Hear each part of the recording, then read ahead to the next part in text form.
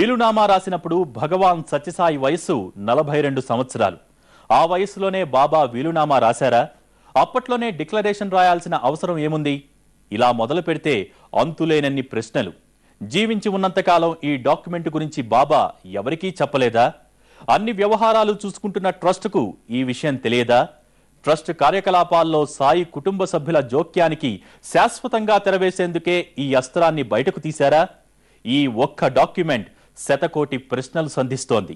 ఈ డాక్యుమెంటుని 4 రోజుల క్రితమే ఇంటర్నెట్ లో పెట్టినా ఇది 1998లోనే బయటపడిందని చెబుతున్నారు బాబా అంతరంగికుడు సత్యజిత్. పూర్ణచంద్ర ఆడిటోరియంలోని డాక్యుమెంట్లను ఫైనాన్స్ అండ్ అకౌంట్స్ ఆఫీస్ కు మార్చేటప్పుడు వాటిని పరిశీలిస్తున్న సమయంలో డిక్లరేషన్ డాక్యుమెంట్ బయటపడిందిట.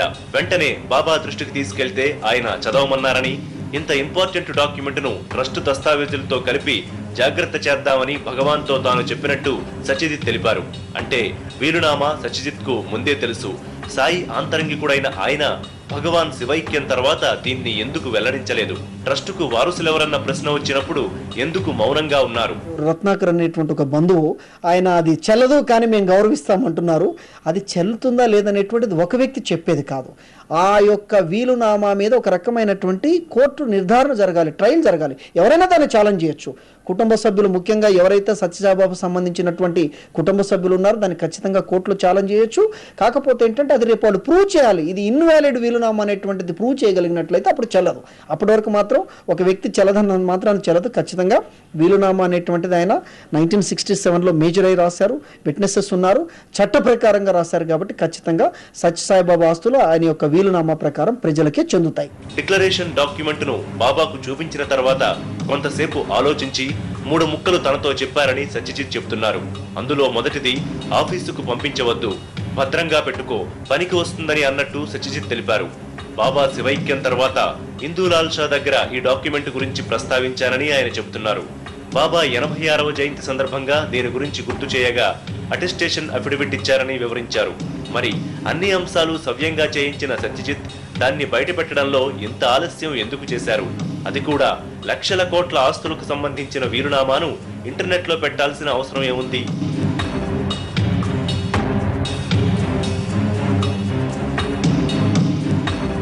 వారికి ఇచ్చినటువంటి ఒక నగలు లేకపోతే భూములు ఇవన్నీ కూడా ముమ్మాటికి ట్రస్ట్వే. ట్రస్ట్ ఏ ఆశయంతో అయితే ప్రారంభించబడిందో ఆ ఆశయాన్ని నెరవేర్చడం కొరకు ఆ ట్రస్టీలు మరి బాబా మరణించినటువంటి అనంతరం ఆ దిశలో పయనిస్తున్నారా లేదా, ఆ దిశలో వాళ్ళు సేవలు అందిస్తున్నారా లేదా అన్నటువంటిది ప్రధానంగా ఇక్కడ చూడవలసినటువంటి అవసరం. 2012 జూలై 1న ట్రస్ట్ బోర్డు 17వ మీటింగులో డిక్లరేషన్ డాక్యుమెంట్ పెట్టగా దీనిపై చర్చ జరిగిందని సత్యజిత్ అంటున్నారు. అయినప్పటికీ ఇది బయట పెట్టడానికి 2 నెలలు ఎందుకు తీసుకున్నారు? డాక్యుమెంట్ బయటపెట్టిన సమయమే అనుమానాలకు తావిస్తోంది. బాబా శివైక్యం తర్వాత సత్యసాయి సోదరుడి కుమారుడు రత్నాకర్కు ట్రస్టులో సభ్యత్వం ఇచ్చారు. ఇది ఇతర కుటుంబ సభ్యులకు కంటకింపుగా మారింది. పైగా రత్నాకర్కు సత్యజిత్కు పొసగడం లేదనే వార్తలొచ్చాయి. ఇలాంటి తరుణంలో డిక్లరేషన్ ను బయటపెట్టడం అనుమానాలకు తావిస్తోంది. దాఖలు లేవు, ఎటువంటి ఎవరి పేరుతోనూ ఏమీ రాయలేదు, బాబా ఏమీ చెప్పలేదని బుకాయించినారు ఇంతవరకు ట్రస్ట్ వర్గాలు. కానీ ఇప్పుడు చూస్తే నెట్ లో స్వామి అత్యంత ప్రియ శిష్యుడైనటువంటి సత్యజిత్రే, స్వామి వ్యక్తిగత సహాయకుడు, ప్రియ శిష్యుడు అయినటువంటి సత్యజిత్రే స్పష్టంగా 1967లోనే బాబా గారు తమ ఆస్తుల గురించి ట్రస్ట్కి ఎటువంటి సంబంధం లేదు, ప్రజలకి పబ్లిక్కి స్వామి భక్తులకి సంబంధించిన ఆస్తులని బాగా వివరంగా చెప్పడం జరిగింది. వివరంగానే దానికి సంబంధించిన డాక్యుమెంట్లు కూడా తయారు చేయడం జరిగింది. ఇక డాక్యుమెంట్ విషయానికి వస్తే సత్యజిత్ ఇన్నాళ్లు ఎందుకు మౌనంగా ఉన్నారు? అసలు డిక్లరేషన్ లో సంతకం బాబాదేనా? డిక్లరేషన్ కోసం వాడిన ₹3.50 స్టాంపు పేపరు మహారాష్ట్ర నుంచి తీసుకొచ్చారు. అప్పుడు పుట్టపర్తి, అనంతపురం జిల్లాలో స్టాంపు పేపరు దొరకలేదా? పైగా సాక్షులిద్దరికి బాంబేతో అనుబంధం ఉంది. వారిలో ఎవరైనా ఈ స్టాంపు పేపర్ తీసుకొచ్చారా?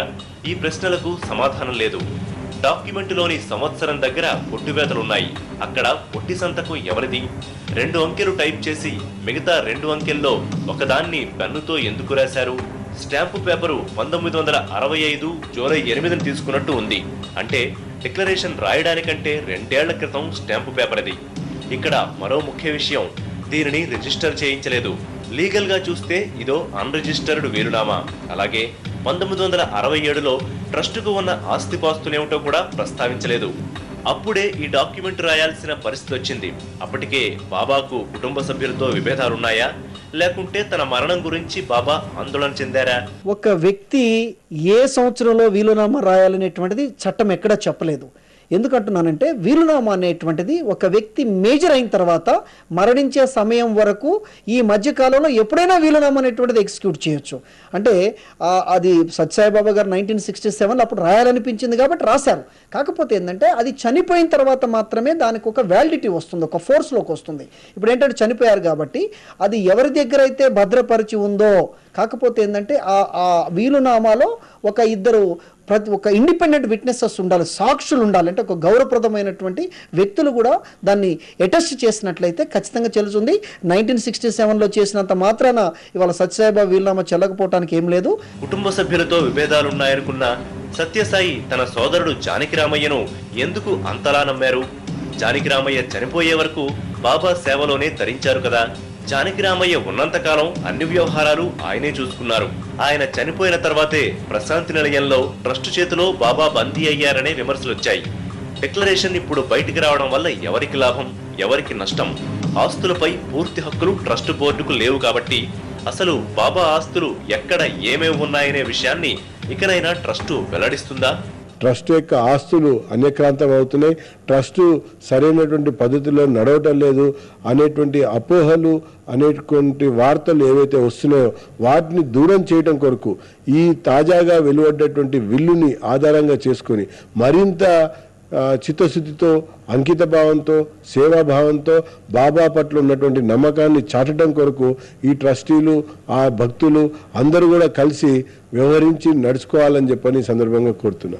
ఉరుము లేని పిడుగు మాదిరిగా సడన్ గా వెలుగు చూసిన డిక్లరేషన్ పై అనుమానాలు కలగడానికి కారణం ప్రశాంతి నిలయంలో కోట్ల విలువైన కానుకలు. ఎవరైనా అడిగితే అదంతా ట్రస్టు వ్యవహారంగా కొట్టిపారేస్తున్నారు.